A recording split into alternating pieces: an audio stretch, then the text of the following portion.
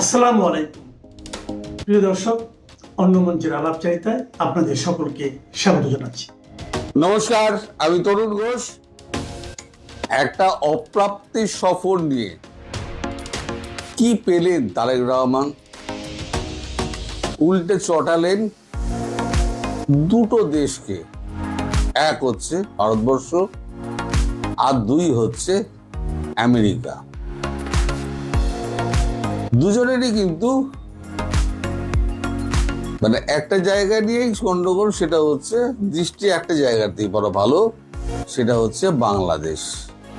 আমি বহু আগে বলেছিলাম যে বাংলাদেশ হবে আন্তর্জাতিক খেলার মাঠ। এখন তো সে আন্তর্জাতিক খেলার মাঠেই তো পরিণত হয়েছিল। আমি বহু দূরদর্শিতার পরিচয় দিয়েছিলাম যখন 2025 সালে আমি বলেছিলাম। তো এখন এই আন্তর্জাতিক খেলার মাঠে দুই খেলোয়াড় এখন তো পুরো দমে নেমে গেছে, যে যার শক্তি প্রদর্শন করছে। আচ্ছা, দুপুরের ভিডিওতে আমি একটা ভুল বলেছি। ভুলটা হচ্ছে আমাদের এখানে যিনি এসছেন চীনের, তিনি হচ্ছেন বিদেশ মন্ত্রী ওয়াং ই।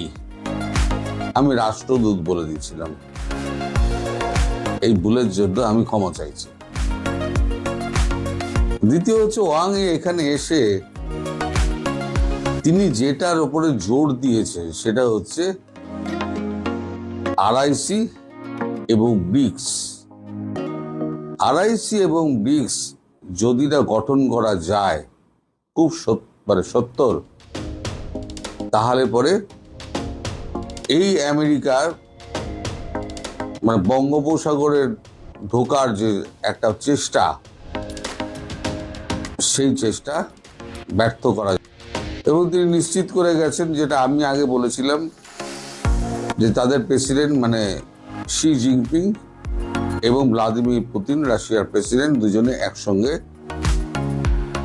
ভারতবর্ষে আসবেন এই ব্রিক্স সম্মেলনের আগেই, যে কোনো দিন, ডেট ফিক্স হয়নি। তো এই ব্রিক্সকে সব থেকে ভয় পায় হচ্ছে আমেরিকা।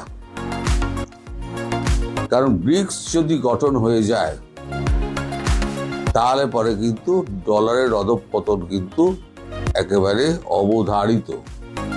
সেটা আমেরিকা কোনোভাবেই মেনে নেবে না, এই ডলারের পতন। কারণ এবার B for Brazil, R for Russia, I for India, C হচ্ছে চায়না, এস হচ্ছে সাউথ আফ্রিকা।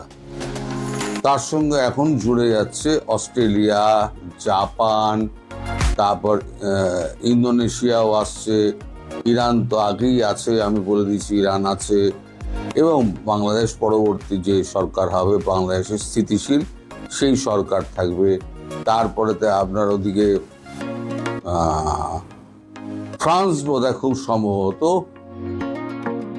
আর কি এর মধ্যে থাকলেও ব্রিক্স এ ভেঙে ইউরোপিয়ান ইউনিয়ন থেকে বেরিয়ে এসে, যেমন ব্রিটেন বেরিয়ে গেছে, শোনা যাচ্ছে, কনফার্ম খবর নয়, শোনা যাচ্ছে ফ্রান্স ব্রেক্সিট করে এইখানে জয়েন করবে।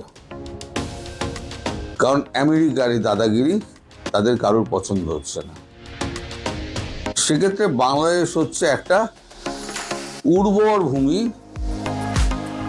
যেটা আমেরিকার একটা চারণ ক্ষেত্র হতে পারে। তাই নানান ধরনের চুক্তি ফুক্তি করে, গোলামি চুক্তি ফুক্তি করে আমেরিকা বাংলাদেশকে বেঁধে ফেলেছে। এখন সেই দেশের প্রধানমন্ত্রী, নির্বাচিত প্রধানমন্ত্রী, তিনি চলে গেলেন আমেরিকাকে উপেক্ষা করে সোজা চীন। অন্য কোথাও গেলে তার কিন্তু কোনো অসুবিধা হতো না। তিনি যদি সৌদি আরব চলে যেতেন, তিনি যদি ইউএই চলে যেতেন, কিংবা কাতার চলে যেতেন, যে কোনো মুসলিম রাষ্ট্র অথবা খ্রিস্টান রাষ্ট্র, তার কিন্তু কোনো ক্ষতি হতো না। কিন্তু যে প্রতিদ্বন্দ্বী, যাকে দূরে ঠেলে রাখার জন্য ব্রেন ক্রিস্টেনসনকে বিশেষ দায়িত্ব দিয়ে বাংলাদেশে পাঠানো হয়েছে, তার বারবার বোঝানো সত্ত্বেও তারেক রহমান তাকে উপেক্ষা করে চায়না সফরে গেলেন। আসলে তার একটা দৃঢ় বিশ্বাস ছিল যে এই আর্থিক সংকট থেকে একমাত্র চায়নাই আমায় বার করতে পারে, কারণ এডিবি টাকা দিচ্ছে না, কারণ এশিয়ান ডেভেলপমেন্ট ব্যাংক টাকা দিচ্ছে না, আমেরিকার যত রকম আমরা সংস্থাগুলো আছে, এই সংস্থাগুলো তারা কেউ টাকা দিচ্ছে না। ফলে বাজেট কমপ্লিট করাটা তার কাছে এখন খুব কঠিন হয়ে দাঁড়িয়েছে। তাই তিনি একেবারে ছুটে গিয়েছিলেন চীনে, কিন্তু ব্যর্থ মনোরথ হয়ে ফিরে আসার পর এখন সরকারের বুকে কুলু পেটে গেছে, সরকার আর কোনো কথা বলছে। তারেক রহমান তো চায়না গেলেন, আমেরিকা কি ভাবছে, গুগল কি বলছে শুনুন। বাংলাদেশের প্রধানমন্ত্রী তারেক রহমানের চীন সফর নিয়ে যুক্তরাষ্ট্র উদ্বেগ প্রকাশ করেছে এবং বেইজিং এর সঙ্গে গভীরতর কৌশলগত ও অর্থনৈতিক সম্পর্ককে বঙ্গোপসাগরে পশ্চিমা নিরাপত্তা এবং ভূ রাজনৈতিক স্বার্থের প্রতি একটি চ্যালেঞ্জ হিসেবে দেখছে। তার মানে আমেরিকা যেটা করতে চাইছে সেটাকে চ্যালেঞ্জ জানানো হচ্ছে। মার্কিন প্রতিক্রিয়া বেশ কয়েকটি মূল গতিশীলতা দ্বারা গঠিত হয়। এক, নিরাপত্তার উদ্বেগ, যুক্তরাষ্ট্র, বাংলাদেশ ও চীনের মধ্যে সম্প্রসারণশীল প্রতিরক্ষা সহযোগিতা এবং সম্ভাব্য সামরিক প্রযুক্তি চুক্তিকে আঞ্চলিক স্থিতিশীলতার মধ্যে হুমকি হিসেবে দেখছে। আঞ্চলিক স্থিতিশীলতা তার মানে আমেরিকার চোখে বিঘ্নিত হচ্ছে। বৈশ্বিক ক্ষমতার দ্বন্দ্ব, ওয়াশিংটন এই সফরকে যা দ্বিপাক্ষিক সম্পর্কে একটি ব্যাপক কৌশলগত সহযোগিতামূলক অংশীদারিত্বের পর্যায়ে উন্নীত করেছে, বেজিংয়ে বেল্ট অ্যান্ড রোড ইনিশিয়েটিভ এবং দক্ষিণ এশিয়ায় তার বৃহত্তম প্রসারের সম্প্রসারণ হিসেবে দেখছে। মানে এই সফরটাকে সে বেল্ট অ্যান্ড রোড ইনিশিয়েটিভ এটাই দেখছে, চীনের ওই ব্যাপারটাই দেখছে এবং সহযোগিতামূলক সম্পর্ক হিসেবে দেখছে। চীনের সঙ্গে যাই হোক না কেন, তার মাথায় কিন্তু ডোনাল্ড ট্রাম্পের মাথায় কিন্তু এইগুলো ঘুরে বেড়াচ্ছে, বা আমেরিকার মাথায় এগুলো ঘুরে বেড়াচ্ছে। জটিল দ্বিপাক্ষিক সম্পর্ক, যুক্তরাষ্ট্র বাংলাদেশ সম্পর্ক বর্তমানে টানাপোড়েনের মধ্যে রয়েছে। ওয়াশিংটন বাংলাদেশি নাগরিকদের উপরে ভিসা, বন্ড ব্যবস্থা ও ভ্রমণ নিষেধাজ্ঞা আরোপ করেছে এবং তারেক রহমান যুক্তরাষ্ট্রে ভ্রমণ সংক্রান্ত অমীমাংসিত জটিলতার সম্মুখীন। মানে এখনো ওনার ওটা ক্লিয়ারেন্স হয়নি। চীন যেখানে বিদেশি হস্তক্ষেপ প্রত্যাখ্যান করার ক্ষেত্রে বাংলাদেশকে সক্রিয়ভাবে সমর্থন করছে, সেখানে যুক্তরাষ্ট্র পশ্চিমা রপ্তানি বাজার না হারিয়ে বেইজিং ও নয়াদিল্লির মধ্যে সম্পর্ককে ভারসাম্য রক্ষায় ঢাকার প্রচেষ্টার উপর নিবিড়ভাবে নজর রাখছে। তার মানে ঢাকা যা করছে তার উপরে কিন্তু নিবিড়ভাবে নজর রাখছে। আমি বলেছিলাম না, আমি দুপুরবেলার ভিডিওতে এটা বলিনি এই কারণে, দুটোকে একসঙ্গে করলে পরে জট পাকিয়ে যাবে, তার থেকে আমি আলাদা আলাদা করে দিয়েছি। এখন ট্রাম্প একটা জিনিসে খুব ভয় পান, আগেও বলেছে, সেটা হচ্ছে ব্রিক্স। তার কারেন্সি যদি মানে মূল্য না থাকে, সারা পৃথিবী ডলারে চলছে। এখন সারা পৃথিবীর কাছে যে ট্রেজারি বন্ড রয়েছে, প্রত্যেকটা গভর্নমেন্ট, প্রত্যেকটা দেশ ইউএস ট্রেজারি বন্ড কিনে রেখে দিয়েছে। মোটামুটি আপনার 350 ট্রিলিয়ন ডলারের ট্রেজারি বন্ড বিভিন্ন দেশের কাছে রয়েছে। শুধু চীনের কাছে আছে 176 ট্রিলিয়ন ডলার, শুধু চীনের কাছে, বাকিগুলো সমস্ত আলাদা। এবার শুধু চীন, ভারত, রাশিয়া, তারপর ব্রাজিল, সাউথ আফ্রিকা যে যা কিনে রেখে দিয়েছে, সব ট্রেজারি বন্ডগুলো যদি ফেলে দেয়, দিয়ে বলে যদি আমায় টাকা দাও, আমেরিকা দেউলিয়া হয়ে যাবে। তারপরে নিজেরা নিজেদের কারেন্সি একটা বার করবে, ইউরোর মতো একটা কারেন্সি বার করবে। কারেন্সি বার করে যারা যারা আসবে এর মধ্যে, যেমন সৌদি আরব চলে আসছে, কারণ সৌদি আরব আসছে এই কারণে, সৌদি আরব নয়, ইউএই আসছে এই কারণে, ইউএই এত মার খেয়েছে ইরানের কাছে, ইউএই বুঝে গেছে যে প্রতিরক্ষায় আমাকে আমি পয়সা দিয়ে প্রতিরক্ষার ব্যবস্থা কিনেছি তো, কিন্তু ইউএস প্রতিরক্ষা আমায় দিতে পারেনি, প্রতিরক্ষা ব্যবস্থা দিতে পারেনি, আমার দেশ ক্ষতিগ্রস্ত হয়েছে। ফলে এই চুক্তিটা শেষ হয়ে গেলে আমি আর নতুন করে চুক্তি করব না। আর পেট্রো ডলার যেটা ছিল, ওআইসি পেট্রো ডলার আস্তে আস্তে তুলে দেবে। তাহলে কি হলো, পেট্রো ডলার উঠে গেল, ওদিকে একটা ঝোর কমলো, পুরোটাই ডলারে হতো, এখন ইউরোতেও লোক কিনতে পারবে, ব্রিক্স যদি একটা মুদ্রা বার করে ব্রিক্সেও কিনতে পারবে, তার মানে ডলারের ভ্যালু কমলো। তো এই যেগুলো যদি হয়, তাই চায়নাকে দূরে রাখার জন্যই তো ভারতবর্ষকে কাছে রাখা। তা ভারতবর্ষের এখন যা নীতি, সেই নীতির প্রতি এখন পুরোপুরি সমর্থন আছে ডোনাল্ড ট্রাম্প প্রশাসনের। সেটা মার্কো রুবিও এসে বলে গিয়েছেন, ভারত কতটা বিশ্বাস করেছে কতটা বিশ্বাস করেনি আমি বলতে পারবো না, কিন্তু ভারত যে সিগন্যালটা দিয়েছে যে এখানে পূর্ণ মন্ত্রিত্বের মর্যাদা দিয়ে দীনেশ ত্রিবেদীকে ওখানে বসিয়ে দিয়েছে, তার অর্থ কালকে ব্যাখ্যা করেছি। আর দীনেশ ত্রিবেদীর সঙ্গে মোদিজির সম্পর্ক খুব ভালো, ভীষণ বিনয়ী মানুষ এবং তিনি খুব স্পষ্টবাদী। ঘোরের লোক, রাজনীতি করলে তো ঘোরের লোক হতেই হবে, কিন্তু খুব স্পষ্টবাদী, যার জন্য মোদিজি ওনাকে পছন্দ করে। এখন একটা কূটনৈতিক ওখানে অ্যাপয়েন্টমেন্ট দিলে কি হতো, তাকে 10 বার ফোন করতে হতো বিদেশ সচিবকে, নইলে বিদেশ মন্ত্রীকে, তারা সময় মতো গিয়ে মোদিজির সঙ্গে আলোচনা করে তিনি রিব্যাক করে তার সিদ্ধান্তটা জানাতেন। দীনেশ ত্রিবেদীকে যেটা পাঠানো হয়েছে, দীনেশ ত্রিবেদী সিধে একেবারে মোদিজিকে ফোন করবেন, তার জন্যই তাকে কিন্তু এই ব্যবস্থা করে পাঠানো হয়েছে ওখানে।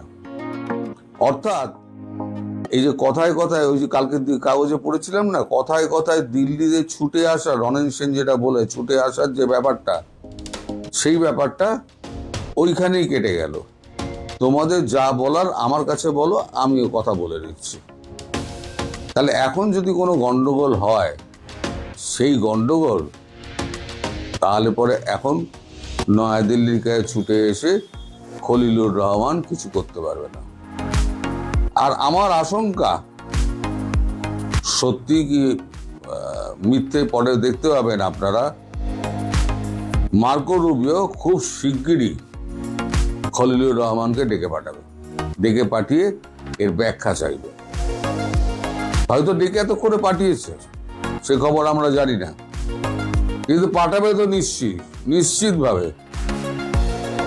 আপনারাও জানেন, বুঝতে পারছেন, আমরাও বুঝতে পারছি। আর এবার নিষ্পেষণ কাকে বলে,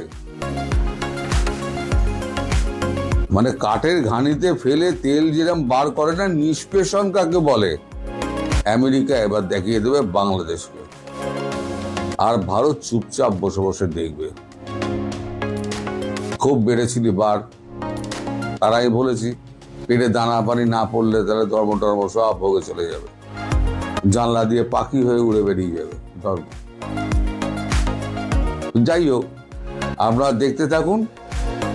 এখন তেলের ঘানিতে ফেলে রসকস কি করে বার করে, তার জন্য আপনাদের কটা দিন অপেক্ষা করতে হবে।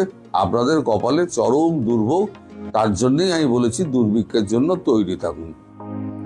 বেশ ঢাকঢোল পিটিয়েই বাংলাদেশের প্রধানমন্ত্রীর বিদেশ সফর শুরু করলেন। প্রথমে তিনি গেলেন মালয়েশিয়ায়। মালয়েশিয়ার সফরটা ছিল অনেকটা সংক্ষিপ্ত। সেখানে মালয়েশিয়ার প্রধানমন্ত্রী তার ফেসবুক পেজে আমাদের প্রধানমন্ত্রীকে নিয়ে একটি স্ট্যাটাস দিয়েছেন, সেখানে হাবিবের একটি গান বাজিয়েছেন। এটিই ছিল মূলত মালয়েশিয়ার সফরে আমাদের প্রধান প্রাপ্তি।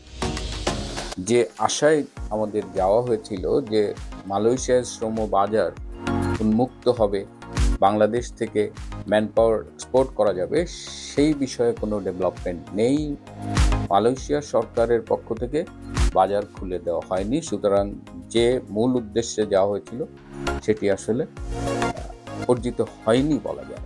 কিন্তু এই সফরের মূল দৃষ্টি ছিল আমাদের সবার চীন সফর উপর। চীনে তিনি 22 তারিখ থেকে 26 তারিখ পর্যন্ত ছিলেন, গতকাল বাংলাদেশে ফিরেছেন। তিনি মূলত ওয়ার্ল্ড ইকোনমিক ফোরামের যে ডাভোস সামার যে সেমিনার ছিল সেখানে অংশগ্রহণ করেছেন। সেই সেমিনার থেকে অবশ্য পাওয়ার তেমন কিছু ছিল না। এর আগে সুইজারল্যান্ডে ডক্টর ইনুস গিয়েছিলেন, 43টা মিটিং করেছেন একদিন, অসংখ্য মিডিয়ায় সাক্ষাৎকার দিয়েছেন, তিনিও ঘোড়ার ডিম নিয়ে ফিরেছিলেন। যাই হোক, এই চীন সফরে তারেক রহমানের সবচেয়ে বড় অর্জন হলো যে প্রতিদিন তার উপদেষ্টা এবং প্রধানমন্ত্রীর কার্যালয়ের মুখপাত্র মিস্টার মাহাদি আমিন তিনি প্রেস কনফারেন্স করতেন। তারেক রহমানের এই সফর কভার করতে যেসব বাংলাদেশি সাংবাদিক গিয়েছেন তাদের নিয়ে তিনি প্রেস কনফারেন্স করতেন, প্রতিদিনের আপডেট দিতেন। তো একদিনের আপডেট শোনার সৌভাগ্য হয়েছে। তো সেই আপডেট শুনে যেটা মনে হয়েছে যে এই সফরের সবচেয়ে বড় সাফল্য হলো যে তিনি চীনের 3জন শীর্ষ পর্যায়ের নেতা বলি বা একেবারে চীনের প্রেসিডেন্ট, প্রধানমন্ত্রীর সমপর্যায়ের প্রিমিয়ার এবং স্পিকার সমপর্যায়ের এই 3জনের সাথেই তিনি মিটিং করেছেন। তারেক রহমানের এই সফরটি ছিল মূলত চীনের যে প্রিমিয়ার লি কিয়াং তার আমন্ত্রণ। শি জিনপিং ভীষণ ব্যস্ত সময় কাটাচ্ছেন। আমি ওদের যে চীনা বার্তা সংস্থা জিনহুয়া সেটা দেখলাম, সেখানে দেখলাম যে কাম্বোডিয়ার সাথেও এই চীনা নেতৃবৃন্দের মিটিং হয়েছে এবং সেটি তারা অনেক বেশি হাইলাইট করেছে বাংলাদেশের মিটিংয়ের চাইতে। যাই হোক, বাংলাদেশ মিটিং সম্পর্কেও সেখানে আছে। যে দুটো জিনিস আমরা আশা করেছিলাম এই সফর থেকে, সেটা হলো যে তিস্তা ব্যারেজের যে মহাপরিকল্পনা সেখানে চীনের অর্থায়ন, এবং যেটা বাংলাদেশের মিডিয়ায় পরবর্তীতে দেখলাম যে তিস্তা ব্যারেজ নিয়ে কথা নেই, কিন্তু বাংলাদেশ, মিয়ানমার, চীনের কুনমিং পর্যন্ত যে অর্থনৈতিক করিডোর, এটা নিয়ে বাংলাদেশের মিডিয়ায় ব্যাপক হাইলাইট করা হয়েছে। কিন্তু আসলে কি হয়েছে, যে যৌথ বিবৃতিটা ইংরেজিতে আমি দেখলাম, এটা জিনহুয়ার ওয়েবসাইটে আছে, সেখানে কেবলই আমার কাছে মনে হচ্ছে যে শব্দের খেলা। এই দুই চুক্তি পড়লে মনে হয় যে সবই তারা করবে, কিন্তু স্পেসিফিক কিছুই নেই। তিস্তা ব্যারেজ মহাপরিকল্পনার ব্যাপারে চীন সরাসরি আকারে ইঙ্গিতে বলে দিয়েছে যে তারা এই মুহূর্তে এটি ফান্ডিং করবে না। আপনাদের নিশ্চয়ই মনে আছে যে আওয়ামী লীগ সরকারের আমলে চীনের সাথে এই তিস্তা ব্যারেজ নিয়ে অনেক কাজ হয়েছিল, মোটামুটি কি হবে টোটাল প্ল্যানিংটাও হয়েছিল। কিন্তু শেষ মুহূর্তে 2024 সালে নির্বাচিত হবার পরে শেখ হাসিনা যখন চীনে যান, তখন চীন থেকে যখন এই তিস্তা ব্যারেজ পরিকল্পনা বাস্তবায়নের কথা বলা হয়, তখন শেখ হাসিনার সরকারের পক্ষ থেকে বলা হয়েছিল যে বর্তমান বাস্তবতায় এই তিস্তা ব্যারেজ তারা সবাইকে নিয়ে করতে চায়, এখানে চীনেরও একটা স্টেক আছে, এখানে ভারতেরও একটা স্টেক আছে, সুতরাং তারা শুধুমাত্র চীনের সাথে এই ব্যারেজটা করতে পারবে, এবং যার ফলে চীনের সাথে একটা দূরত্ব তৈরি হয়েছিল সেই সময়। আপনাদের মনে আছে যে শেখ হাসিনা তার সফর সংক্ষিপ্ত করে একদিন আগে ফিরে এসেছে।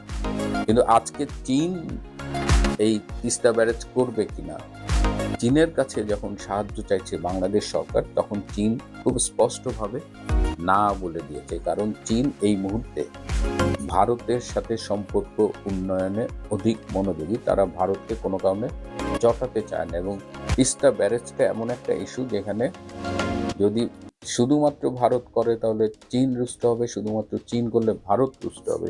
সেইখানে একটা মিউচুয়াল আন্ডারস্ট্যান্ডিং খুব জরুরি। এবং বিশ্ব বাস্তবতায় আমি বারবার বলছি যে RIC কিন্তু এখন একটা বাস্তবতা, একদম রাশিয়া, ইন্ডিয়া, চায়নার যে 3 দেশীয় জোট, এবং ব্রিক্সও খুব অ্যাক্টিভ। এবং আপনারা জানেন যে চায়না এবং ভারতের মধ্যে যে বিভিন্ন রকমের কনফ্লিক্ট ছিল সেগুলোকে তারা মিনিমাইজ করে সম্পর্ক উন্নয়ন করছে, এবং তারা সবাই সম্মিলিতভাবে আমেরিকার যে সুপ্রিমেসি সেটাকে চ্যালেঞ্জ করতে চাচ্ছে। তো সেই জায়গা থেকে চীন কখনোই বাংলাদেশের জন্য এই ঝুঁকি নেবে না যে তারা ভারতকে রুষ্ট করবে বা বিশ্ব রাজনীতি যে বর্তমান যে গতি প্রকৃতি সেটিকে ব্যাহত করবে। সুতরাং তিস্তা ব্যারেজ বাদ, এখন রইল অর্থনৈতিক করিডোর মিয়ানমার হয়ে চায়না পর্যন্ত বাংলাদেশ। এই করিডোর নিয়ে তো বাংলাদেশে কম জল ঘোলা হলো না। এখন এই মিয়ানমারকে কেন্দ্র করে ভারতের স্টেক আছে, রাশিয়ার স্টেক আছে, চায়নার স্টেক আছে, এখন আমেরিকাও তার স্টেক চায়, এই রিয়ার আর্থ মিনারেলের ভাগ চায়। তো এইখানে বাংলাদেশ থেকে চীন পর্যন্ত এই করিডোর কে করবে, এই বিনিয়োগটা কে করবে?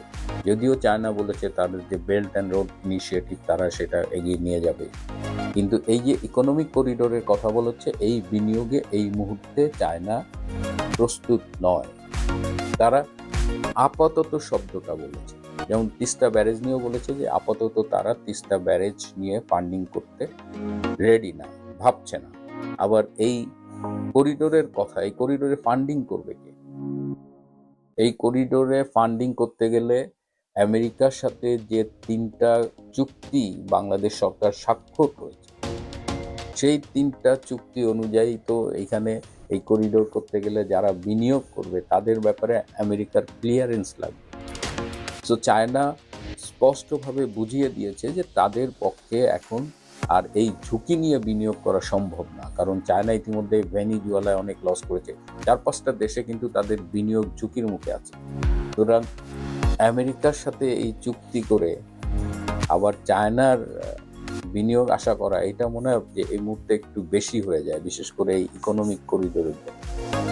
তবে এই সফরে একটা ইন্টারেস্টিং বিষয় ছিল যে ওই যে বাটপার আশিক চৌধুরী নামের এক বাটপার, যার ইংরেজিতে প্রেজেন্টেশন দেখে বাঙালি জাতি একেবারে হুমড়ি খেয়ে পড়ে। কিন্তু আমি আমার এই সামান্য জীবনে, আমি তো মাস্টারি করেছি পৃথিবীর, আমি অসংখ্য কনফারেন্স অ্যাটেন্ড করেছি সোজা কথা। আমার কাছে কখনোই মনে হয়নি যে আশিকের প্রেজেন্টেশন আহামরি কিছু। তার প্রেজেন্টেশনে এমন ভাব যে পুরা চীনের বিনিয়োগকারী ব্যবসায়ীরা সবাই বোধহয় বাংলাদেশে এসে ঝাঁপায় পড়ে। যাই হোক, প্রধানমন্ত্রী ফিরেছেন, তার চালাচামুন্ডরা বাংলা মিডিয়া নানানভাবে এটা হাইলাইট করার চেষ্টা করছেন, কিন্তু বাস্তবতা হলো যে বিশাল এক অশ্বডিম্ব নিয়ে ফিরেছেন তারেক রহমান। এক কথায় বলা যায় তার চীন সফর লক্ষ্য অর্জনে ব্যর্থ হয়েছে। আপনি বাংলাদেশের সংখ্যালঘুদের বিরোধিতা করেন, সেটা হলো তারা মুক্তিযুদ্ধের পক্ষে ছিল, এটা হলো আপনাদের রাগ, ভীষণ রাগ। কারণ আপনারা চান কৃষ্ণনন্দী মার্কা হিন্দু, আপনারা চান গোবিন্দ মার্কা হিন্দু, যে জামাতে ইসলামের মিটিংয়েও যাবে গোবিন্দ পারমাণবিক মার্কা হিন্দু চান। যারা চরমনার পীরের মিটিংয়ে যায় বলবে এর চেয়ে তো ভালো জিনিসই নেই, যারা জামাতের কাছে যায় বলবে জামাত শ্রেষ্ঠ। এই ধরনের হিন্দু আপনাদের দরকার। এই ধরনের হিন্দু তো সবাই হবে না। আপনার দরকার হলো গয়াদার মতো হিন্দু, নিপুণ রায়ের মতো হিন্দু, আরও কে যে ফ্রন্ট ঐক্য ফ্রন্ট, কিন্তু হিন্দু খ্রিস্টান ঐক্য ফ্রন্ট মরট আছে, এই জাতীয় কিছু হিন্দু। আপনাদের দরকার যে তারেক রহমানের কি যেন একজন হয়েছে সচিব মচিব নাকি মন্ত্রীপদ কি হয়েছে, তার মধ্যে সবাই তো সেই হিন্দু হবে না। তাহলে আপনি তাদের তাড়িয়ে দিবেন, সংখ্যার সবাই তো কনভার্ট হবে না, তাড়িয়ে দিবেন, তাই না? কারণ আপনার গায়ের জোরে বেশি, তাড়িয়ে দিবেন। আচ্ছা, ওটাও মেনে নিলাম, আপনি তো জানি থাকতে দিবেন না। বাংলাদেশ আওয়ামী লীগকে আপনি কীভাবে উচ্ছেদ করবেন?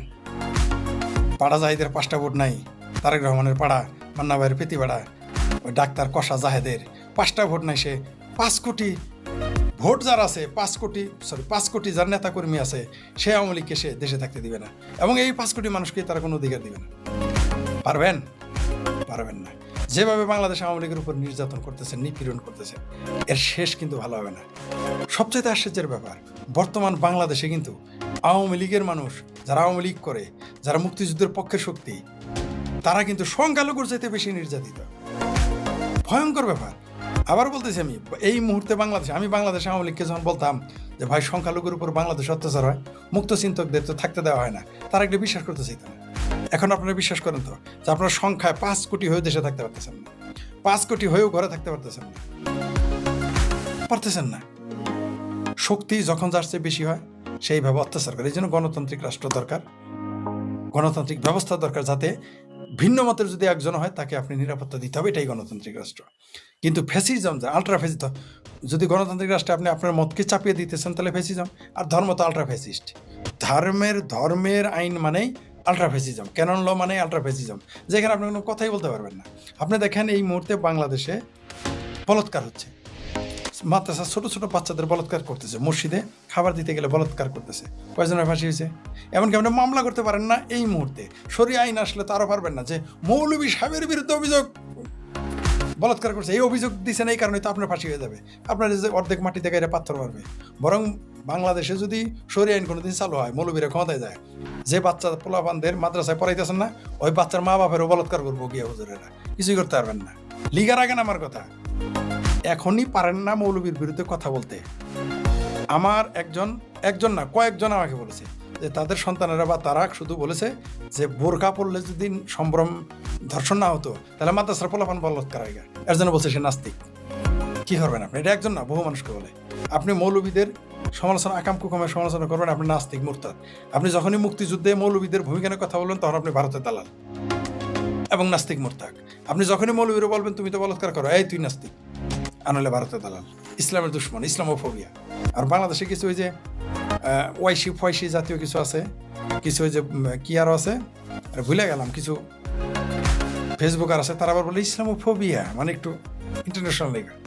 আরে ভাই, তুমি বলৎকার করে ক্যান্সার বানায় ভালো, তোমার বিরুদ্ধে বলা যাবে না, তোমার বিরুদ্ধে না, তোমার আমি সেই ভিকটিম গিয়ে আদালতে যেতে পারবে না, এটা বললেই সে ইসলামোফোবিয়া, ওটা ইসলামোফোবিয়া হয়ে যায়। মানুষ কেটে মেরে ফেলবে ওটা বলে তখন ইসলামোফোবিয়া হয়ে যায়। যেটা বলতেছিলাম, বাংলাদেশ আওয়ামী লীগকে আপনি উচ্ছেদ করতে পারবেন না, সংখ্যালঘুদের তো থাকতে দেবেন না, ওকে চলে যেতেই হবে। মুক্ত চিন্তকদের তো পক্ষে বলার কেউই নেই, বরং মুক্ত চিন্তকেরা সকল সংখ্যালঘু এবং যারা নির্যাতিত তাদের পক্ষে বলে, কিন্তু আমাদের পক্ষে বলার কেউ নেই। আমাদের মুক্ত চিন্তকদের বলেন, বাংলাদেশে কোন এমপি বলেছে যে বাংলাদেশে মুক্ত চিন্তকদের থাকার জায়গা দিতে হবে, তাহলে তোমরা তারা আবার কেন, তাদের কথা বলার অধিকার আছে কেউ নাই। অন্তত হিন্দুদের পক্ষে বলার অধিকার আছে। যে সংসদে একজন বলেছেন, ফজলুর রহমান, কি করেছে জানেন? তার বিরুদ্ধে ফতোয়া দেয়। আমি একটু আগে আজকে এক লাইভে গিয়ে বলে আসছি, ফজলুর রহমানের বিরুদ্ধে ফতোয়া দেওয়া শুরু হয়ে যাবে, অলরেডি ফতোয়া দেওয়া শুরু হয়ে গেছে তার বিরুদ্ধে। এমনিতেই এর আগে বীর মুক্তিযোদ্ধা ফজলুর রহমানকে মৌলবীরা বলছে তার জানাজা করবে না, আর সংসদে ভাষণ দিচ্ছে না, তো মূর্তি বানাবে, তোমার কি সমস্যা? ওরা মূর্তি বানায়, আমরা মসজিদ বানাবো 25 তলা, এখন বলতেছে যে 300 ফুট মূর্তি বানাবে, তাহলে 25 তলা মসজিদ তো ছোড়ো, এই জন্য তারা ফতোয়া দেওয়া শুরু করছে যে কাফের, হ্যান ত্যান ইত্যাদি ইত্যাদি। মানে একটা মূর্তি, একটা নামের মূর্তি এতই শক্তিশালী, মূর্তির নাকি কোনো ক্ষমতা নাই? মাটির মূর্তি, পাথরের মূর্তির কোনো ক্ষমতা নাই? আমি তো দেখতেছি অনেক ক্ষমতা। আমিও আগে বিশ্বাস করতাম মূর্তির কোনো ক্ষমতা নেই, কারণ আসলে তো পাথরের মূর্তির কি ক্ষমতা আছে। কিন্তু এইবার দেখলাম আমি পলাশবাড়িতে, রংপুরের পলাশবাড়িতে একটা রাম মূর্তি স্থাপন করতে গিয়েছে, কি যেন তার নাম, কি যেন কি চন্দ্র, আর ভুলে গেলাম নামটা এখন, হরিদাস চন্দ্র। তার যদিও তাকে নিয়ে অনেক বিতর্ক আছে। এই বিতর্কিত ব্যক্তিটি একটি এবং সাধারণ মানুষ, নিম্নবর্গের হিন্দু এবং সাধারণ মানুষ, পড়ালেখা করে নাই বলে, এবং কোনো রাজনৈতিক নেতা না, সে শুধু একটা মূর্তি বানাইতেছে 82 ফুট, পুরো বাংলাদেশ কেঁপে উঠেছে। 95% মুসলমান আর জনতার দেশে 10 লাখ মসজিদ মাদ্রাসা থাকার পরেও একটা মূর্তির জন্য পুরো বাংলাদেশ কেঁপে উঠেছে। তাহলে কি বোঝা গেল মাটির মূর্তির ক্ষমতা আছে? এখন আমার বিশ্বাস করতে আমি বাধ্য। আমি তো বিশ্বাস করি না, আমি বিশ্বাসই করি না। আমি তো ওই যে আল্লাহ, খুদা, ভগবান তাদের ক্ষমতা আছে তাই বিশ্বাস করি না। যদি তাদের ক্ষমতা থাকতো, 2 বছরের শিশু দর্শনে ফিরাইতে পারে না, তাদের এত দেবতা থাকে, এত ফেরেস্তা থাকে, ফিরাইতে পারে না। 2 বছরের শিশুর যৌনাঙ্গ ব্লেড দিয়ে কেটে ফেলে বাংলাদেশে দর্শন করে 2 বছরের শিশু। 5 বছরের শিশুরে মৌলভী মসজিদে দর্শন করে। 2 বছরের শিশুকে কেটে টুকরো টুকরো করে ফেলে, 1 বছরের শিশুকে কেটে টুকরো টুকরো করে ফেলে। কোনো ভগবান, আল্লাহ, খুদা এসে উদ্ধার করতে পারে নাই, তার ফেরেস্তারও পারে নাই, তার দেবতারও পারে নাই, পারবেও না কোনোদিন, আমি জানি না। কিন্তু এখন দেখতেছি স্রেফ একটা মাটির মূর্তির এত ক্ষমতা, বা একটা পাথরের মূর্তি, রামের মূর্তি এত ক্ষমতা যে পুরো বাংলাদেশ হিল গয়া। साला एक राम मूर्ति 82 फीट का एक राम मूर्ति बांग्लादेश को हिला दिया, इस्लाम को हिला दिया, 10 लाख मस्जिद मदरसा को हिला दिया, सिर्फ साला एक राम मूर्ति একটা রাম মূর্তি পুরো বাংলাদেশ কাঁপায় ফেলেছে। এখন আমার কেন যেন মনে হইতেছে, বললাম তো আগে আল্লাহ, খুদা, ভগবানের শক্তি আছে কিনা আমার সন্দেহ আছে, গডের শক্তি আছে কিনা আমি যথেষ্ট সন্দেহ করি এবং এখনো করি, তাদের কোনো ক্ষমতা নেই। থাকলে ওই 2 বছরের শিশু কুকুরটা না খায় থাকতো না, মানুষ না খায় থাকতো না, দুর্ভিক্ষে মানুষ মারা যেত না, এটা আমি মনে করি। কিন্তু এখন দেখি ওরে বাবা, আল্লাহ কোথায়, গড ভগবান তো দূরের কথা, একটা পাথরের বা মাটির মূর্তির যে কি ক্ষমতা রে বাবারে বাবা। এই কোথাকার কোন রংপুর পলাশবাড়িতে একটা মূর্তি বানাইতেছে 82 ফুট, তাতেই কাঁপে উঠছে। তাহলে 882 ফুট বানাইলে কি উপায় হবে? তাহলে যদি 882 ফুট রামের মূর্তি বানায়, তার না জানি কত ক্ষমতা হবে। যাই হোক, সেটা অন্য প্রসঙ্গ। যেটা বলতেছিলাম, বাংলাদেশ আওয়ামী লীগকে আপনারা এই যে যেভাবে নির্যাতন করতেছেন, এই মুহূর্তে সারা পৃথিবীতে যুদ্ধরত দেশ বাদ দিয়া, সংঘর্ষ হচ্ছে ওগুলো বাদ দিয়ে, যে দেশে যুদ্ধ নেই এমন দেশে সবচেয়ে বেশি নির্যাতিত দল হচ্ছে বাংলাদেশ আওয়ামী লীগ। এই মুহূর্তে বাংলাদেশ আওয়ামী লীগ সংখ্যালঘু হিন্দুদের চাইতে বেশি বিপদে আছে। কারণ সংখ্যালঘুরা অন্তত ঘরে থাকতে পারতেছে, বাড়িতে থাকতে পারতেছে, মামলা করতে পারতেছে, কমপক্ষে সাধারণভাবে জেনারেল মামলা করতে পারবে গেলে আদালতে। কিন্তু বাংলাদেশ আওয়ামী লীগ না কোর্টে যাইতে পারে, না ঘরে থাকতে পারে, না জেলে থাকতে পারে, না বাইরে থাকতে পারে, না চাকরি করতে পারে, না ব্যবসা করতে পারে। মানে এই মুহূর্তে বাংলাদেশ আওয়ামী লীগ, ছাত্রলীগ, যুবলীগ, কৃষক লীগ আর শ্রমিক লীগ, তাঁতি লীগ এবং মুক্তিযুদ্ধের পক্ষের শক্তি যারা, তারা ভয়াবহ নির্যাতন নিপীড়নের মুখে, যারা সংখ্যালঘুর চাইতে বেশি নির্যাতিত। কোনো মানবাধিকার সংস্থায় কথা বলতে শুনি না। বাংলাদেশ আওয়ামী লীগ এই মুহূর্তে সবচেয়ে বেশি নিপীড়িত দল, কোনো আন্তর্জাতিক সংস্থাকে বিবৃতি দিতে দেখি না। বাংলাদেশ ছাত্রলীগ এই মুহূর্তে সবচেয়ে বেশি নির্যাতিত দল সারা পৃথিবীতে, কোনো রাজনৈতিক দল, তার পক্ষে কোনো দেশ বিবৃতি দিচ্ছে না। অথচ হীরা আলম যদি তার তার তার তার পেটখাট ডায়রিয়া হয়েছে, তার সম্পর্কে বিবৃতি দিয়ে দিত। কষা জাহিদের পায়খানা কষা, এর জন্য আন্তর্জাতিক বিষয় বিবৃতি দিয়ে দিত। কিন্তু এখন বাংলাদেশের লক্ষ লক্ষ কোটি কোটি মানুষ নির্যাতিত, যারা আওয়ামী লীগ করে, যারা ছাত্রলীগ করে, কোটি কোটি মানুষ নির্যাতিত যারা স্বেচ্ছাসেবক লীগ করে, কোটি কোটি মানুষ নির্যাতিত যারা কৃষক লীগ, তাঁতি লীগ, যুবলীগ, আওয়ামী মহিলা লীগ, আওয়ামী যুব মহিলা লীগ করে নির্যাতিত। মুক্তিযুদ্ধের পক্ষে যে কোনো মানুষ নির্যাতিত। কোনো ব্যক্তি, সংস্থা, আন্তর্জাতিক কোনো সংগঠন কথা বলে না। এরা কত নির্যাতিত এখন বুঝতে পারছেন তো আমাদের ব্যথা। এই যে আমরা যারা মুক্তিযুদ্ধের পক্ষে, আমাদের পক্ষে বলার কেউ নাই। আমিও কিন্তু অন্তত আওয়ামী লীগের পক্ষে বলতেছি, মুক্তিযুদ্ধের পক্ষের মানুষের কথা বলতেছি, সংখ্যালঘুদের পক্ষের কথা বলতেছি, বাক স্বাধীনতার যখন কুক্ষিগত সেখানে কথা বলতেছি। কিন্তু আমাদের পক্ষে কথা বলার কিন্তু ভাই পৃথিবী বাংলাদেশে কেউ নেই। কে আছে যারা বলে তারা দেশের বাইরে, দেশে থেকে একটা লোক আমাদের পক্ষে বলার নেই। বাংলাদেশে একটা এমপি কোনোদিন বিএনপি, আওয়ামী লীগ, জাতীয় পার্টির এমপি বলেছে আমাদের মুক্তিযুদ্ধের পক্ষের মানুষ, যে যারা মুক্ত চিন্তা করে, মুক্ত বুদ্ধি চর্চা করে, তাদেরকে তাদের মতো থাকতে দিন, বলেছে কেউ? কোনোদিন বলে নাই, সম্ভাবনা নেই বলার। তা আমাদের সংখ্যা কম, বাদ দিলাম, আমরা কেউ না, আমরা তো সংখ্যায় কম, আমাদের কোনো পাত, এমনি আমাদের ঐক্যও নেই। কিন্তু বাংলাদেশ আওয়ামী লীগ তো একটি শক্তিশালী রাজনৈতিক দল, যারা এতবার ক্ষমতায় ছিল, তাদের পক্ষে কেন বলে না? তাহলে কি আমরা ধরে নিব? এমনকি জাতিসংঘ টু শব্দটি করতেছে না, জাতিসংঘ টু শব্দটি করতেছে না কেন? তবে কি জাতিসংঘ কোনো বিশেষ দেশের পক্ষে কাজ করে? তবে কি জাতিসংঘ কোনো বিশেষ সংগঠনের পক্ষে কাজ করে? মানে জামাত, শিবির, বিএনপির জীবন জীবন, আওয়ামী লীগ, ছাত্রলীগ এদের জীবন জীবন না, এদের জীবন জীবন না, এদের কোনো রাজনৈতিক অধিকার দরকার নেই। কিন্তু আপনারা নিশ্চিত থাকেন, যেটা এর আগেও লিখেছি এবং বলেছি, কিন্তু যে নির্যাতন জামাতেরা, বিএনপিরা, আমার ভাবির পোলারা, রাজাকার আলবদররা শুরু করেছে 71-এর মতো ভয়াবহ নির্যাতন, বরং কোথাও কোথাও তার চেয়ে বেশি। কারণ পাক বাহিনীরা একটা নারীকে একবার দুইবারই ধর্ষণ করত। আর বাংলাদেশে এই রেকর্ড আছে যে আওয়ামী লীগ, ছাত্রলীগ করার দায়ে তার বউকে জেলে থাকার কারণে 1 বছর যাবত ধর্ষণ করতেছে ছাত্রদল নেতা। নির্মমতা দেখেছেন তো? তো এই যে নির্যাতন, কিন্তু আওয়ামী লীগ আসার পরে ক্ষমতায়, যেদিন দেখবেন জামাত নিষিদ্ধ করবে, সারা পৃথিবীতে চলে যাবে ইসলাম খতরে। প্রথমে মিডল ইস্টে যত দেশ আছে, ইরান সহ, এই যে আওয়ামী লীগেরা খোমেনি লীগ খুলছেন না আপনারা, জামাত নিষিদ্ধ করে দেখেন, ইরানের রাষ্ট্রদূত সবার আগে আপনাদের বিরোধিতা করবে। জামাত নিষিদ্ধ করেন। অনেকে আমার রাগ করেন না, আপনারা যারা ছাত্রলীগ, আওয়ামী লীগ করেন, আমি যখন আপনাদের বলি খোমেনি লীগ, খুব তো রাগ করেন। কিন্তু উচিত কথা একটু খারাপই লাগবে, সত্য কথা একটু খারাপই লাগবে। কারণ মায়ে যদি লাঙ্গের সাথে সয় কারো মাও, সেটা যদি কেউ কাউকে বলে, তাহলে সেটা শুনতে একটু খারাপ শোনা যায়। সত্য তো সত্যই। এই যে তো খোমেনি লীগের পক্ষে আপনারা না, আপনাদের বলে দেয় যেদিন বাংলাদেশে জামাত ইসলাম নিষিদ্ধ করবেন, আওয়ামী লীগ তো আসবেন আপনারা ক্ষমতা, সেদিন সবার আগে বিবৃতি দেবে ইরান। বলে দিলাম আপনাদের, আমি এই খোমেনির ইরান বলে দিলাম বিরোধিতা করবে যে ইসলাম খতরমে বাংলাদেশে মৌলবি মারতেছেন। আপনি কি জানেন বাংলাদেশের সন্ত্রাসী কর্মকাণ্ডে ইরানের নাম নেন না?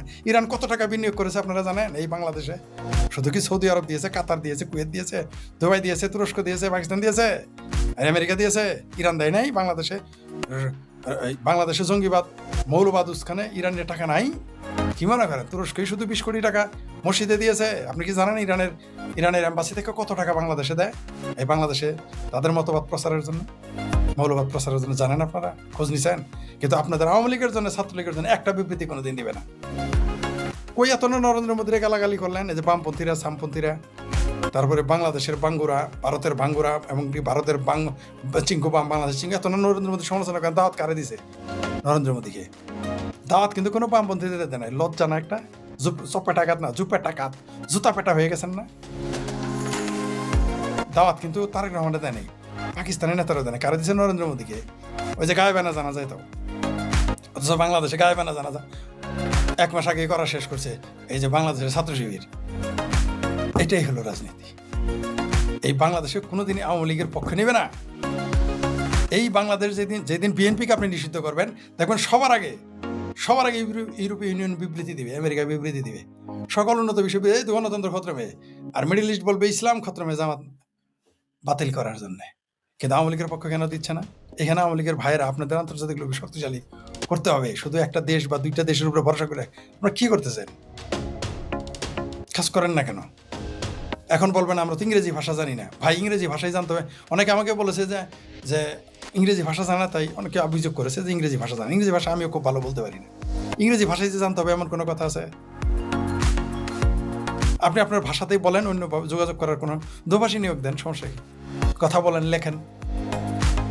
কি করতেছেন আপনারা? আমি বুঝে উঠতে পারি না। অথচ বিএনপির কোনো কূটনৈতিক শক্তিই নেই।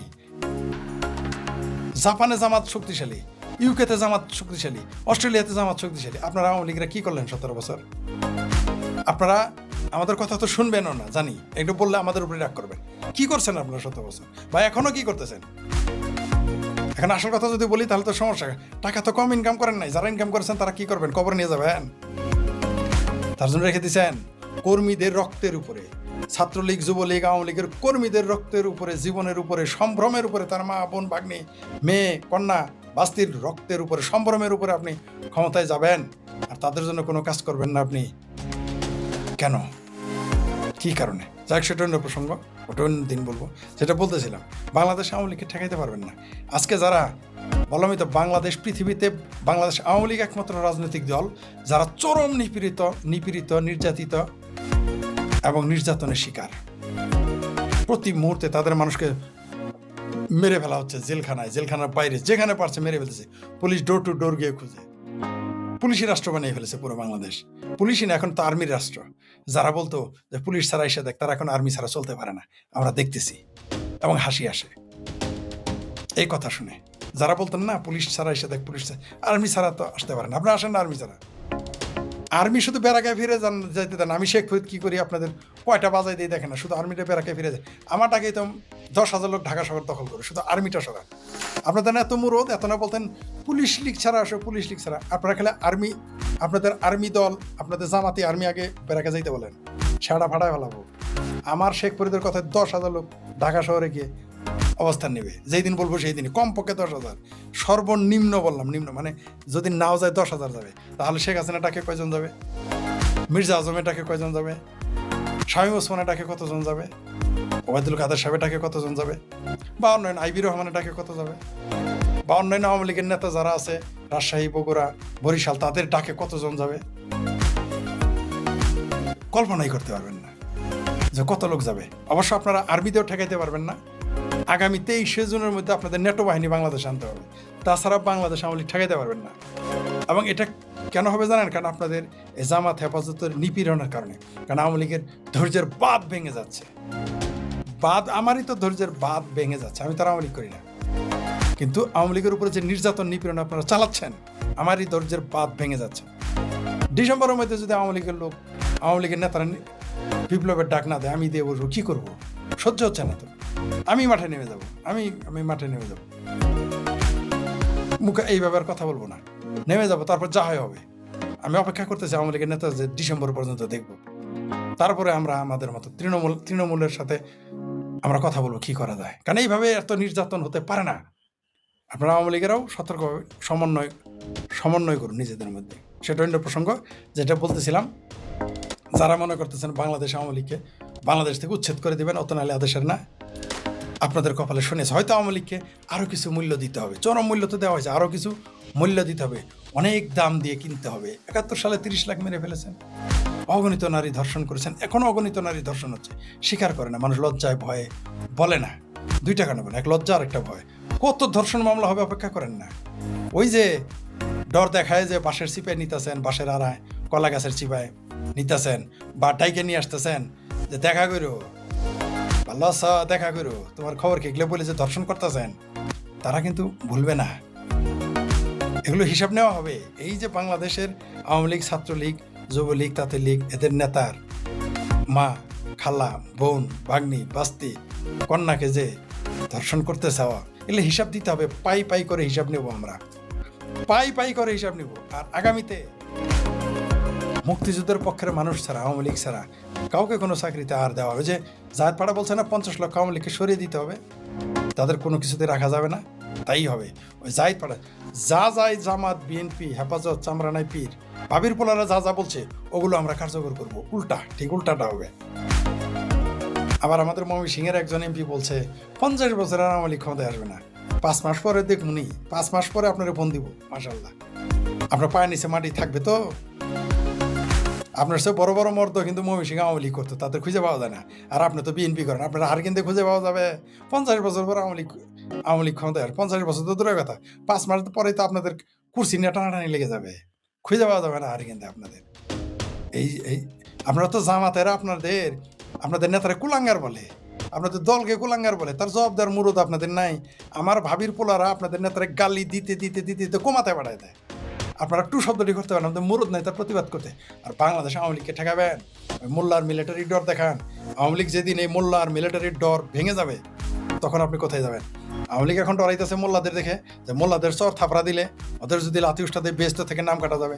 এই ভয়তো এতদিন কিছু বলে নাই, হয়তো এখনো কিছু বলতেছে না, কিন্তু মুখ কিন্তু তারা খোলা শুরু করছে মোল্লাদের বিরুদ্ধে। রইল বাকি মিলিটারির ডর বড়জোর ডিসেম্বর পর্যন্ত। আমি লিখে দিলাম আপনাদের, লিখে রাখেন আমার কথা, যে আগামী ডিসেম্বরের পরে মোল্লার ডর তো মোটামুটি এখন বেস্তের চিন্তা বাদ দিয়েছে আওয়ামী লীগ, দুনিয়াতেই দুজক বানাই ফেলছে মোল্লারা। আর মিলিটারি ডিসেম্বরের পর দেখবেন মিলিটারি ডর শেষ। আর ডিসেম্বরের পর তো মিলিটারিকে থাকতে দিব না। এই সারা দেশে এভাবে এত ওই বালুর চরে খাওয়া আর শ্বশুরবাড়ি হাগা সেনাবাহিনীদের এই সুখ আমরা রাখবো না। ডিসেম্বরের পরে সেনাবাহিনী খেলা দেখতে পারবে। এখন মিশন প্রথমে বন্ধ করবো। আমি শেখপুরিতে বলে রাখলাম, এর আগেও বলেছি, আবার বলে রাখলাম, মসমসায় মিশনে যাওয়া না, ডিসেম্বর থেকে কিন্তু বন্ধ।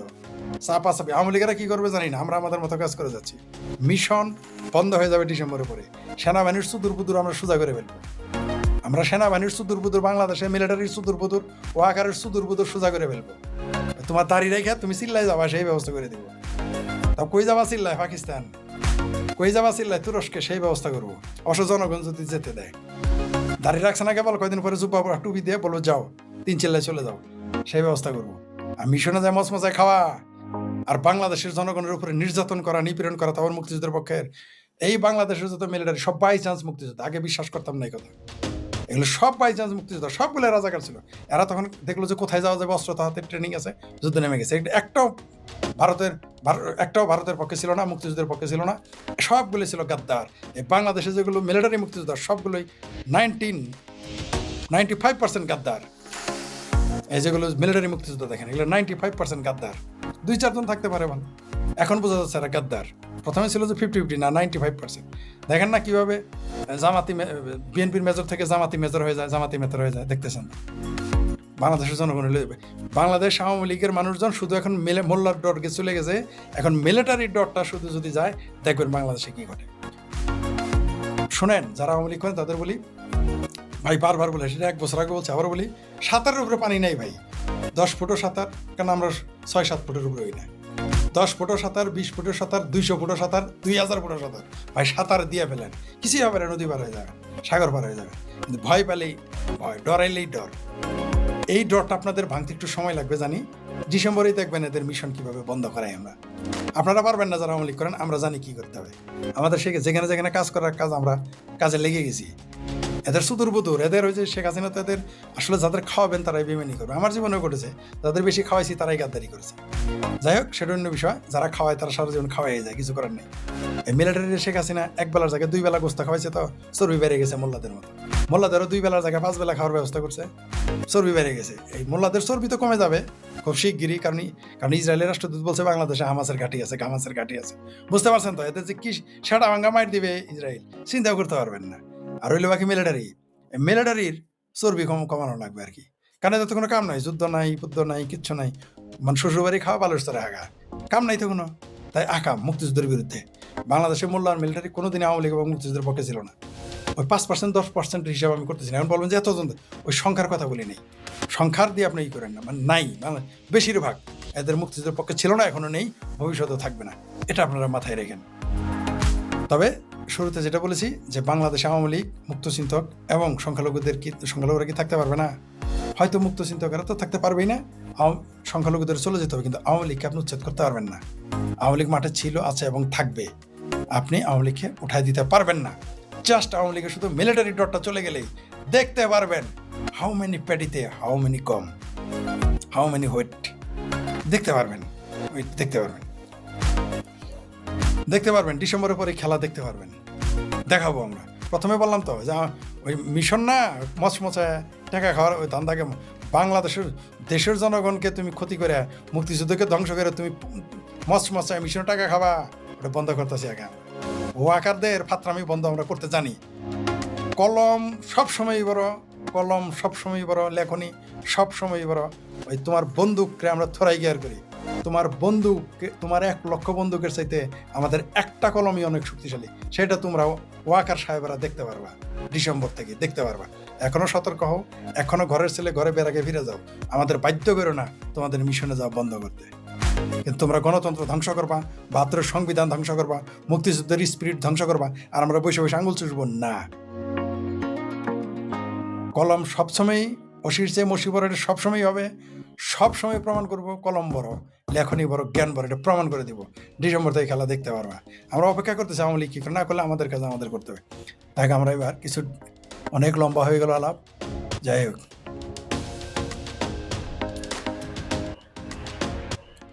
একজনে লেখছে দেশে আয় চান্দু। জি চান্দু, তোমার মায়ের ভাতারা যখন পালাবো বলবো দেশে আয়। তোমার মায়ের ভাতার গোলাম জামাসানা ফালাইছিল, সাইদি 71-75 ফালাইছিল, ওই যে সামারের দেশের সম্পাদক মাহমুদুর রহমান পালাইছিল, তোমার এই খালুরাও পালাইছিল, তোমার ওই শিলংয়ের বহু লোক বিএনপির পালাইছিল। তোমারও বলবো বাবা, তোমার মায়ের লাংকে পাঠাও, তোমার মায়ের ভাতারকে পাঠাও। আমরা ওইগুলো বলবো, চিন্তা করে না বাবা, বুঝছো? বাবির পোলা দেখতে পারবা। এই বাবির পোলারাই কিন্তু পরে গিয়ে আওয়ামী লীগে যোগ দিবে, গিয়ে আমাদের গালাগালি করো, আমরা জানি। আসসালামু আলাইকুম রহমতুল্লাহি ওয়াবারাকাতুহু। সামান্য দর্শক, সকল জল্পনা এবং কল্পনার অবসান ঘটিয়ে প্রধানমন্ত্রী তারেক রহমান সাহেবের যে চীন ভ্রমণ, এটি দৃশ্যমান হয়েছে। দৃশ্যমান বললাম এই কারণে যে মালয়েশিয়াতে তিনি যেভাবে সমাদৃত হয়েছেন, ঠিক তার সঙ্গে যদি আপনি তুলনা করেন, সেক্ষেত্রে তার চীন যাত্রার যে প্রাথমিক স্তর, যিনি মালয়েশিয়া থেকে চীনের ডালিয়ানে গিয়েছিলেন, সেই ডালিয়ানে তার আগমনটি আমাদের দৃষ্টিতে আসলে মালয়েশিয়ার মতো হয়নি। আবার সেই ডালিয়ানের যে ওয়ার্ল্ড ইকোনমিক ফোরামের যে বৈঠক হলো, তারপরে তিনি ট্রেনে করে চলে এলেন সেই বেইজিংয়ে। এই পর্যন্ত মোটামুটি সবাই হতাশ ছিলেন এবং সবাই তার সেই ট্রেনের বিভিন্ন ছবি এগুলো নিয়ে ট্রল করেছেন, বলেছে যে তিনি বেইজিংয়ে যাচ্ছেন। বড়জোর সেখানকার যিনি প্রিমিয়ার প্রধানমন্ত্রী, সেই প্রধানমন্ত্রীর সঙ্গে তার আনুষ্ঠানিক বৈঠক হবে।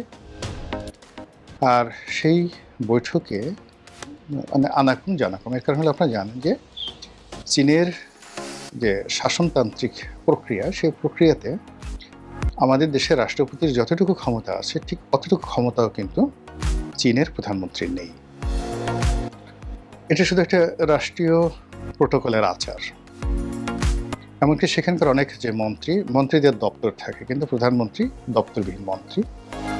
তো কাজে সেই দপ্তরবিহীন একজন মন্ত্রী, তার সঙ্গে তারেক রহমান সাহেবের দেখা সাক্ষাৎ হওয়া পর্যন্ত লোকজন বলেছিল, আরে বাদ দাও, এত সোজা চীনের মন পাওয়া? এটা কি শেখ হাসিনার জমানা? এটা কি আওয়ামী লীগ যে আলগাছের লিচে বিষিয়ে দিয়ে একদম এয়ারপোর্টে তছনছ করে ফেলবে? দেখো দেখো দেখো কিভাবে যাতায়াত করছে। তো এই যে জিনিসগুলো, এই জিনিসগুলো নিয়ে আমাদের দেশে যারা অস্থির মানুষ, সাধারণ মানুষ সবারই বুক দুরুদুরু করে। বিএনপির লোকেরও বুক দুরুদুরু করেছে, আওয়ামী লীগের লোকজনেরও বুক দুরুদুরু করেছে। আওয়ামী লীগের সঙ্গে ইদানিং বাংলাদেশের অনেক বিরোধী দল, অনেক পক্ষ বিপক্ষের লোকের যোগাযোগ হচ্ছে এবং তারা যে কোনো কারণে তারেক রহমান সাহেব বা সরকারের প্রতি, হয়তো দেশে যারা আছেন উপরে উপরে সরকারের সঙ্গে খুব ঘনিষ্ঠতা দেখাচ্ছেন, জাস্ট লাইক এ মুনাফিক, কিন্তু তলে তলে তারা সরকার বিরোধী যত পক্ষ আছে সবার সঙ্গে তাদের সখ্যতা রয়েছে। তো তারা দোয়া করেছেন, দরুদ পড়েছেন যে আল্লাহ এমন একটা শিক্ষা দাও চীন দেশে যেন এসে আর মুখ দেখাতে না পারে। তো এদেরই যে বিভিন্ন বট বাহিনী আছে, তারপর তাদের যে সকল সমর্থক আছে, তারা ইন্টারনেটে বিভিন্ন প্রোটোকলে বলার চেষ্টা করেছিল যে এই চীন যাত্রা মানে একেবারে ফ্লপ হবে, চীন মানে তাকে কিছুই দেবে না, কিছুই বলবে না, ইত্যাদি ইত্যাদি। আবার অনেকে বলার চেষ্টা করেছেন যে প্রেসিডেন্ট শি জিনপিং তার সঙ্গে তারেক রহমান সাহেবের দেখাই হবে না, দেখা হলে বড় জোর করমর্দন মানে হস্ত মিলানো, এই পর্যন্তই। কিন্তু আমি যেটা বলেছিলাম ব্যক্তিগতভাবে আমার অভিজ্ঞতা থেকে, যে যদি বেইজিংয়ে আগমন করার সঙ্গে সঙ্গে আগের ভিডিওটা দেখে নেবেন যদি কারা মানে হয়, মানে আমি এটা উনি ডালিয়ান আসার পর বলেছিলাম যে ডালিয়ানের এই পর্বটি আসলে তাদের সরকারি প্রোটোকলের মধ্যে পড়ে না, সরকারি প্রোটোকলটা হলো বেইজিংয়ে। তো সেই বেইজিংয়ে যখন তিনি আসবেন, নর্মালি চীনের যে গ্রেট হল আছে সেই গ্রেট হলে তাকে গ্রহণ করা হবে এবং গার্ড অব অনার প্রদান করা হবে। যদি সেটা করা হয় তাহলে এক ধরনের ফলাফল, আর যদি সেটা না করা হয় তাহলে এক ধরনের ফলাফল। কিন্তু দেখা গেল যে এখানে তাকে গার্ড অব অনার প্রদান করা হয়েছে।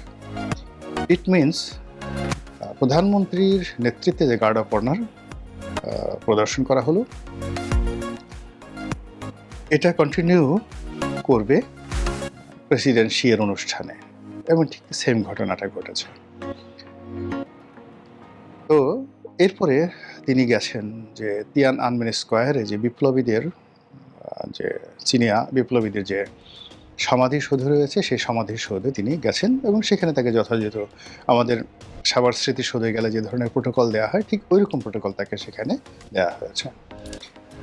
সর্বোপরি চীনের যে প্রেসিডেন্ট, সেই প্রেসিডেন্টের সঙ্গে তার কর্মর্দন, তার বডি ল্যাঙ্গুয়েজ, এটা দেখে মনে হয়েছে যে চীন ধৈর্য ধারণ করতে চাচ্ছে।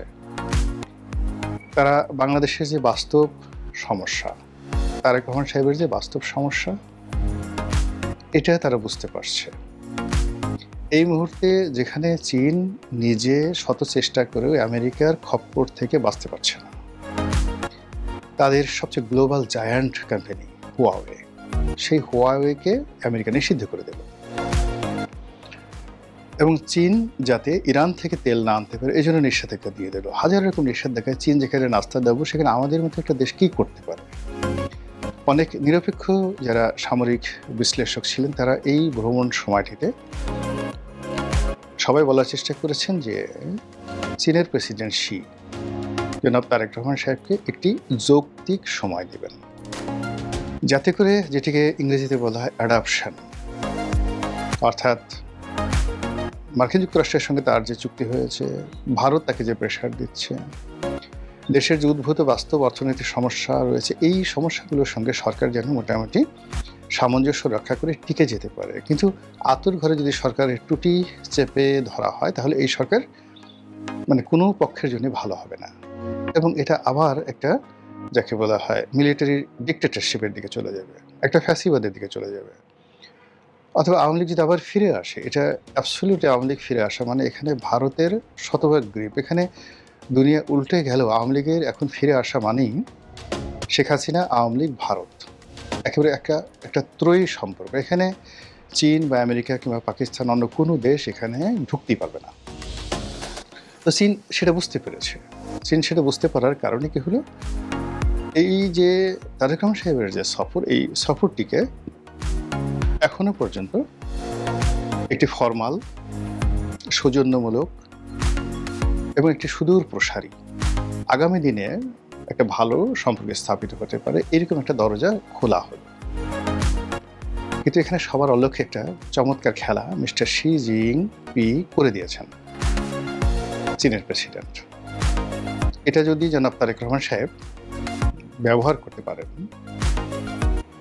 তাহলে তার জন্য একটা চমৎকার যাকে বলা হয় ডিপ্লোম্যাটিক ইনস্ট্রুমেন্ট তার হাতে চলে আসবে।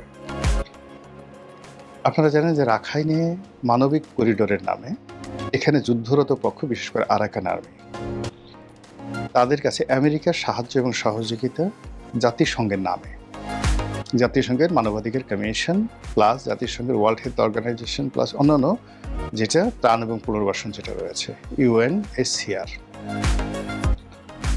তো তাদের মাধ্যমে যে ত্রাণ যাবে এগুলো মূলত USAID-এর ত্রাণ, এগুলো মূলত আমেরিকার ত্রাণ, এর মধ্যে অস্ত্র যাবে আর অনেক কিছু যাবে। এবং এখানে একটি করিডর স্থাপনের জন্য ইউনূসের জমানা থেকে একটা চাপ দিয়ে আসা হচ্ছিল, যেটা বাংলাদেশ সেনাবাহিনী হতে দেয়নি। আদারওয়াইজ এটা কিন্তু হয়ে যেত চুক্তির আগেই, মানে আমেরিকার সঙ্গে যে গোলামি চুক্তি হয়েছে তার আগে সেটা হয়ে যেত। তো সেটা যাতে আমেরিকা ভবিষ্যতে করতে না পারে এজন্য চীন সে প্রথমে একটা শর্ত দিয়ে দিয়েছে বা বলেছে যে তারা একটা মানবিক করিডোর নয়, একটা করিডোর চাচ্ছে। সেই করিডোরটা হবে absolutely commercial as well as যাকে বলা হয় মিলিটারি ট্রানজিশন। আপনারা জানেন যে প্রাচীন যে সিল্ক রুট রয়েছে, সেই সিল্ক রুট আমাদের শুরু হয়েছিল কোত্থেকে? আমাদের সোনারগাঁ থেকে। আমাদের সোনারগাঁ থেকে সিল্ক রুট শুরু হয়ে কলকাতা হয়ে পাকিস্তান হয়ে এটি চীনের মধ্য দিয়ে ইরান হয়ে ইরানের ভিতর দিয়ে যে আরব দেশে সিরিয়ার দামেস্ক নগরী পর্যন্ত গিয়েছিল এবং মধ্যে সেখানে ইয়ামেনের রাজধানী সানা পর্যন্ত যে রুটটা ছিল, হাজার হাজার বছর ধরে এটিকে বলা হয় সিল্ক রুট। চায়নার যে সিল্ক শিল্প এটি এশিয়াতে পৌঁছে দেওয়া হতো এই রুটের মাধ্যমে। It is one of the famous বাণিজ্যিক রুট। এখন সেই রুটটা আবার তারা নতুন করে চালু করেছে উইথ এ ওয়াইডার রেঞ্জ। এই রুটের একটি অংশ মায়ানমারে এসেছে। সেই মায়ানমারের রাখাইন রাজ্য থেকে তারা এটার কানেক্টিভিটি একেবারে বাংলাদেশ পর্যন্ত করতে চাচ্ছে। তো এই যে মায়ানমারের সাথে যে কানেক্টিভিটি, সেই কানেক্টিভিটির করিডোরটা বাংলাদেশে চাচ্ছে একেবারে নিখাত। আর কক্সবাজারের এই পর্যন্ত যদি মায়ানমারের করিডোর হয়ে যায়, সেখান থেকে একেবারে সরাসরি উত্তরবঙ্গে চলে এসে তারপর তাদের জন্য প্ল্যানগুলো আছে সেটা করা তাদের জন্য ওয়ান-টুর বিষয়। এইরকম একটা প্রস্তাব তারা দিয়ে রেখেছে। এটা হোক বা না হোক, কিন্তু এটা নিঃসন্দেহে আমেরিকার প্রস্তাবের উপরে একটা প্রেশার ক্রিয়েট করবে।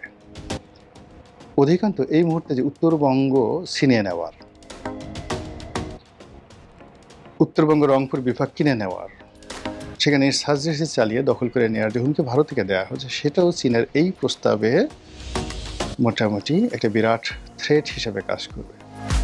অর্থাৎ যদি ভারত এই ধরনের ব্যাপারে কোনো বাড়াবাড়ি করে, সঙ্গে সঙ্গে মায়ানমারের মাধ্যমে মধ্য দিয়ে যেটি মানে যে করিডোর চাচ্ছে চীন, সেই করিডোর যদি দেওয়া হয় তাহলে এই যে রোহিঙ্গা সমস্যাটি আপাতত ওই পাশে চলে যাবে অথবা বাড়বে। এটা ডিফারেন্স না আমাদের যোগ্যতার উপর নির্ভর করবে। অর্থাৎ আমরা ওই অঞ্চলটি সেই চীনকে ট্রানজিটের মাধ্যমে পুরো এই অঞ্চলে চীন এবং চীনের আধিপত্য, মায়ানমার আধিপত্য স্বীকার করে নিলাম,